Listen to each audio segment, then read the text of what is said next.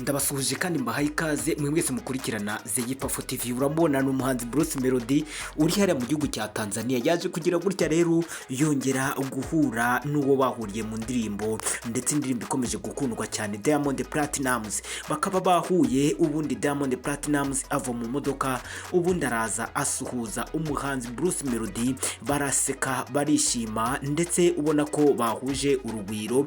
Bruce Melody aboneraho kumwereka groupe ikomeje kugendana nawe mu bikorwa byo kumenyekanisha indirimbo Pompo yahuriwemo na Diamond Platinumz ndetse n'umuhanzi Brown Joel wa hariya mu gihugu cya Nigeria. Indirimbo Bruce Melody akaba yaraje kuyishyira hanze mu minsi mike ishize, akandi indirimbo ikomeje kwigarura imitima ya benshi. Bruce Melody rero yaje kugira gutya agaragara ari kumwe n'uyu muhanzi Diamond Platinumz, ndetse ubona ko bahuje urugwiro.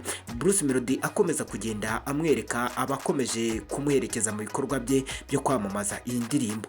Bageze ku wo batajyaga bakunda kugaragaza cyane, usigaye ugendana cyane n'umuhanzi Bruce Melody mu kwamamaza ibikorwa bye, uwo bita Afrika.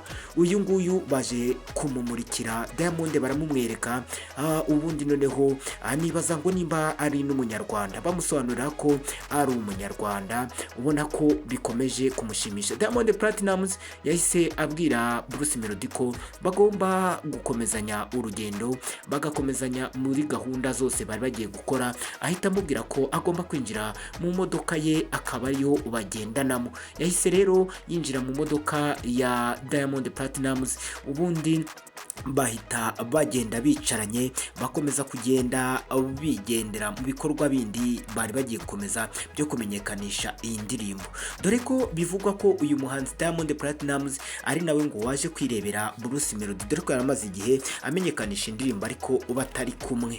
Bishatse kuvuga ko ashobora kuba bagiye gukomeza ibikorwa byo kumenyekanisha iyi ndirimbo Pompo, bakazayimenyekanisha bari kumwe. Noneho abantu benshi bakaba bakomeje kubasaba ko ngo bagomba gukomeza gukora ngo n'izindi ndirimbo, kuko iyo bakoze ngo yabaye indirimbo nziza cyane.